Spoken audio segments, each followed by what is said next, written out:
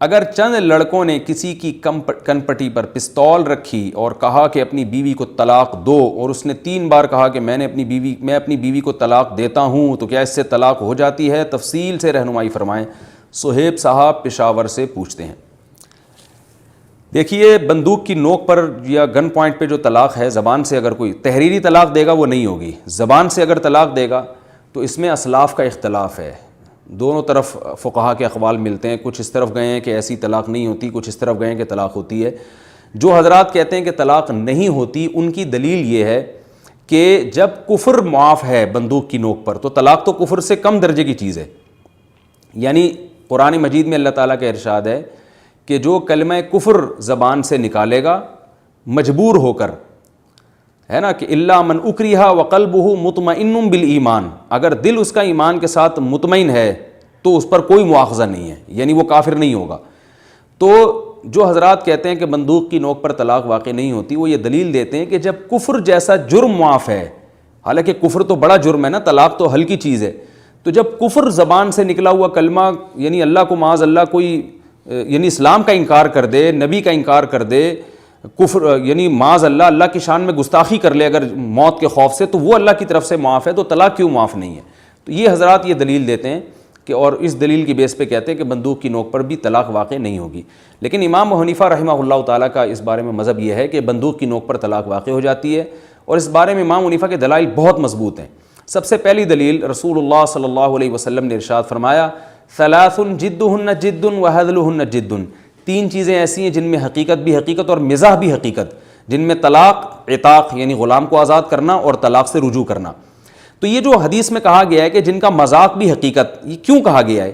یہ اس لیے کہا گیا ہے کہ شریعت، جو آدمی مذاق میں طلاق دے رہا ہوتا ہے وہ طلاق کے حکم پر راضی نہیں ہوتا، صرف طلاق کے الفاظ اس کی زبان سے نکل رہے ہوتے ہیں، وہ حکم پہ راضی نہیں ہوتا۔ حکم سے مراد یہ ہے کہ وہ یہ نہیں چاہتا کہ طلاق ہو، تو مذاق میں دے رہا ہے، لیکن شریعت نے پھر بھی طلاق کو واقع کیا ہے۔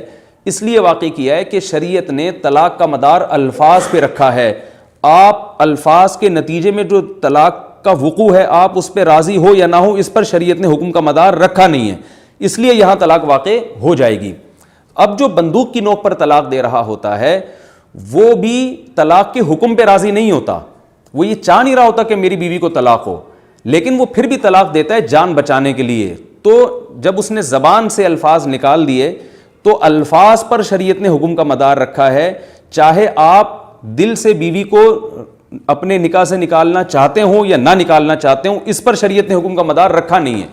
ہاں، ایک سوال پیدا ہوتا ہے یہاں پہ، وہ میں کفر والی بات کا بھی جواب دیتا ہوں، کہ یہ تو زبان سے بھی الفاظ نہیں نکالنا چاہتا، یہ تو یعنی یہ آپ یہ کہہ سکتے ہیں کہ مذاق میں جب اس نے طلاق دیے تو زبان سے تو الفاظ کم از کم نکالے ہیں نا، ٹھیک ہے، وہ یہ چاہتا نہیں تھا کہ طلاق ہو، لیکن زبان سے الفاظ تو اپنے اختیار سے نکالے۔ یہاں جب گن پوائنٹ پہ کوئی شخص طلاق دے رہا ہے تو زبان سے الفاظ بھی اپنے اختیار سے نہیں نکالے، وہ بھی مجبوری میں نکالے ہیں، لہذا یہ اپنا اختیار ہی نہیں ہے۔ اور حدیث میں آتا ہے لا طلاق ولا عتاق فی اغلاق، جب انسان پر رائے اور فکر کے دروازے بند ہو جائیں تو طلاق واقع نہیں ہوتی۔ تو یاد رکھیں، یہ رائے اور فکر کے دروازے جب انسان پہ بند ہوتے ہیں تو یہ وہ کیفیت ہے جس میں انسان مجنون ہو، دیوانہ ہو یا نیند میں ہو۔ ہم یہ کہتے ہیں جب انسان سو رہا ہو یا پاگل ہو گیا ہو، اس صورت میں طلاق دے گا تو طلاق واقع نہیں ہوگی، کیونکہ وہ سوچ سمجھ کے طلاق نہیں دے رہا، ابھی وہ تو سوتے ہوئے میں دے رہا ہے، وہ اس کو اختیار ہی نہیں ہے۔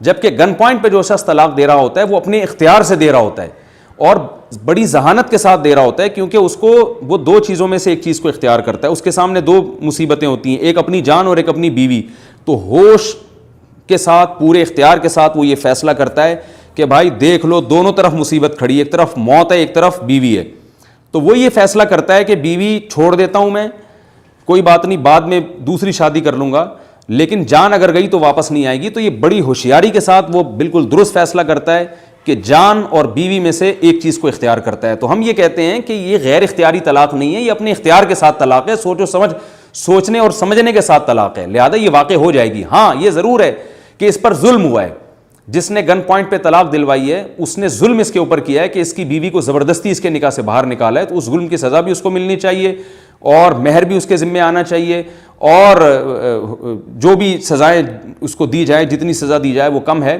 یہ اس لیے کہ لوگ کہتے ہیں کہ بھئی اس طرح تو لوگ طلاقیں دلوانا شروع کر دیں گے، تو یہ ظلم ہے نا، ظلم تو دنیا میں ہوتا ہے، آپ کسی کو چاقو ماریں تو لگتا ہے نا، اب لوگ کہتے ہیں کہ اس میں اس بیچارے کا کیا قصور ہے؟ تو آپ نے جس کو چاقو مارا، قصور تو مارنے والے کا ہوتا ہے، نقصان اس کو ہوتا ہے جس کے چاقو لگا ہوتا ہے. تو اسی لیے تو اسلام میں ظلم حرام ہے کہ اس میں مظلوم کا نقصان ہو جاتا ہے.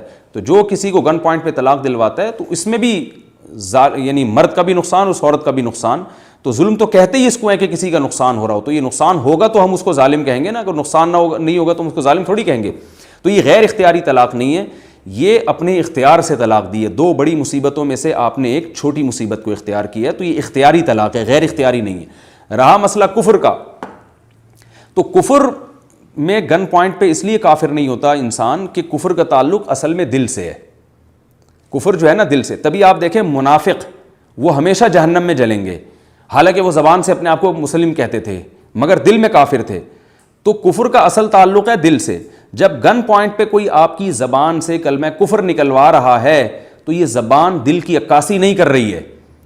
زبان دل کی عکاسی اس وقت کرتی ہے جب نارمل حالت ہو. نارمل حالت میں آپ اپنے آپ کو کافر کہتے ہیں تو ہم کہیں گے واقعی آپ کافر ہیں، کیونکہ زبان دل کی عکاسی کر رہی ہے، آپ کے اندر جو عقیدہ چھپا ہوا ہے اس کی عکاسی کر رہی ہے. لیکن گن پوائنٹ پہ جب کوئی اپنے آپ کو کافر کہتا ہے تو یہ زبان دل کی عکاسی نہیں کر رہی، اور دل میں وہ مسلم ہے تو مسلم ہی کہلائے گا. جبکہ طلاق کا تعلق دل سے نہیں ہے، طلاق کا تعلق زبان سے ہے. ایک آدمی اپنی بیوی کو بیٹھے بیٹھے طلاق دیتا ہے اور کہتا ہے میں دل سے نہیں دینا چاہ رہا، میری نیت ہی نہیں ہے، لیکن اسلام کہتا ہے پھر بھی طلاق ہو گئی، کیونکہ طلاق میں نیت پر مدار نہیں ہے، طلاق میں اسلام زبان کو دیکھتا ہے. تو بعض لوگ یہ بھی کہتے ہیں کہ گن پوائنٹ پہ کسی نے کسی کا مال بیچا، یعنی جیسے میں کوئی شخص گن رکھے اور کسی سے کہے یہ اپنی چیز اس کو فلانے اتنے پیسوں میں بیچ دو. جب آپ نے اتنے پیسوں میں بیچ دی تو اسلام کہتا ہے کہ یہ تجارت نہیں ہوئی ہے، کیونکہ گن پوائنٹ پہ کسی نے کسی کی چیز کو بکوایا ہے. تو بعض لوگ اس سے بھی قیاس کرتے ہیں کہ جب گن پوائنٹ پہ آپ اپنی چیز کسی کو بیچیں گے تو وہ بیع کالعدم ہوگی، تو طلاق کیوں کالعدم نہیں ہوگی؟ اس کا بھی جواب بہت آسان ہے کہ تجارت کے بارے میں اللہ تعالیٰ کا ارشاد ہے کہ یا ایھا الذین آمنوا لا تأکلوا اموالکم بینکم بالباطل الا ان تکون تجارۃ عن تراض منکم. اے ایمان والو، الا ان تکون تجارۃ عن تراض منکم، اے ایمان والو ایک دوسرے کا مال ناحق طریقے سے مت کھاؤ، ہاں وہ تجارت جو آپس کی کامل رضا کے ساتھ ہو. تو اسلام نے بتایا کہ تجارت کامل رضا کے ساتھ ہوتی ہے، گن پوائنٹ پہ تجارت نہیں ہوتی. لیکن طلاق کے بارے میں اسلام نے یہ نہیں بتایا ہمیں کہ وہ کامل رضا کے ساتھ. ایسی کوئی حدیث ہمارے پاس نہیں ہے کہ جو دل کی گہرائیوں سے طلاق دے گا تو اس کی طلاق ہوگی، جو اوپر سے دے گا اس کی نہیں ہوگی. بلکہ حدیث سے یہ پتہ چلتا ہے اوپر سے دو دل سے دو طلاق بہرحال واقع ہو جائے گی. تو اس لیے اس کو بزنس پہ یا تجارت پہ قیاس نہیں کر سکتے. تجارت میں اللہ نے شرط لگائی ہے عن تراضٍ کہ آپس کی رضا کے ساتھ ہونی چاہیے تجارت. لہذا گن پوائنٹ پہ کوئی مال بیچتا ہے تو وہ نہیں بکے گا، لیکن طلاق دے دیتا ہے تو یہ طلاق واقع ہو جائے گی، کیونکہ طلاق کا تعلق زبان سے ہے، دل سے نہیں ہے. بعض لوگ اس میں یہ بھی کہتے ہیں کہ اس میں تو عورتیں بیچاروں کا بڑا نقصان ہے، خواتین کا. ایسے تو کوئی بھی گن رکھ کے کسی سے بھی زبان سے طلاق نکلوا لے اور بیچاری عورت کا کیا قصور ہے، وہ اس کے تو رگڑے لگ جائیں گے بیچاری کے. تو میں ان سے کہتا ہوں کہ اگر اسی پر مدار رکھنا ہے، اس کے دو جواب ہیں. یعنی اس اعتراض تو یہ تو اس پہ بھی اعتراض کیا جا سکتا ہے، کوئی کسی کی گن پوائنٹ پہ رکھ کے کن پٹی پہ گولی مار دے تو اس بیچارے کا کیا قصور ہے. تو گن پہ جب کس نے کوئی کام کرنا ہے تو صرف طلاق تھوڑی، وہ تو بندوق سے مار بھی سکتا ہے بندے کو. اور آج کل دنیا میں جتنے فسادات ہو رہے ہیں وہ تو بندوق کی نوک پہ ہی ہو رہے ہیں. تو اس کا حل یہ نہیں ہے کہ آپ شرعی احکامات کو تبدیل کرنا شروع کر دیں، بلکہ اس کا حل یہ ہے کہ بندوقوں پہ حکومت کنٹرول کرے کہ بندوق کس کے ہاتھ میں ہونی چاہیے، کس کے ہاتھ میں نہیں ہونی چاہیے. تو عورت پہ ظلم بھی ہو سکتا ہے یقیناً. بندوق جیسے کسی عورت کو بندوق کی نوک سے طلاق دلوائی جا سکتی ہے، اسی طرح کسی عورت کو بندوق کی نوک سے قتل بھی تو کیا جا سکتا ہے. تو وہ بھی ظلم ہے تو یہ بھی ظلم ہے. تو ظلم کا دفعیہ اس طرح سے ہوگا کہ ظالموں کو سزا دی جائے اور بندوقیں ان کے ہاتھ میں دی جائے جو بندوق کو کنٹرول کرنا جانتے ہوں، دہشت گردی پہ کنٹرول کیا جائے. تو یہ حل نہیں ہے. بعض صورتوں میں تو اور مظلوم عورت کو شوہر سے جان چھڑانے کا طریقہ یہ ہوتا ہے کہ جبری طلاق دلوائی جائے. مثال کے طور پر کوئی آدمی اپنی بیوی پہ ظلم کر رہا ہے اس زمانے میں اور وہ طلاق نہیں دے رہا اور ظلم پہ ظلم کیا جا رہا ہے. ہماری عدالتوں کا جو سسٹم ہے وہ تو آپ کو پتہ ہے کہ وہ تو غیر شرعی خلا کی بھرمار ہے وہاں پہ. وہ گن پوائنٹ پہ تو کیا، وہ تو بس جاتے ہی عورت کو خلا کی ڈگری پکڑا دیتے ہیں. علماء فتویٰ دیتے ہیں کہ یہ خلا نہیں ہوا تو عورتیں بیچاری ساری زندگی قسم پرسی میں گزارتی ہیں.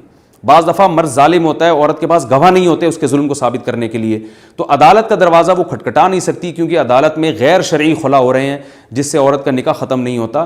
تو اب ایک ہی راستہ رہ جاتا ہے جبری طلاق کا، اور وہ فقہ حنفی میں اس کا حل موجود ہے کہ ہم لوگوں کو یہ مشورہ دیتے ہیں کہ بھائی پولیس والوں سے رابطہ کرو، یا کسی اور ذریعے سے رابطہ کر کے ایسے ظالم آدمی سے مار کوٹ، میں نہیں کہہ رہا بندوق کی نوک پہ، مار کٹائی کر کے اس کی زبان سے طلاق نکلوائیں تاکہ اس عورت کی جان چھوٹے اس سے. اور سعودی عرب کی عدالتوں میں یہی چل رہا ہے. سعودی عرب میں کیا کیس ہوتا ہے، حالانکہ عرب علماء جبری طلاق کے قائل نہیں ہیں، لیکن یہاں وہ بھی جبری طلاق کے قائل ہو گئے ہیں.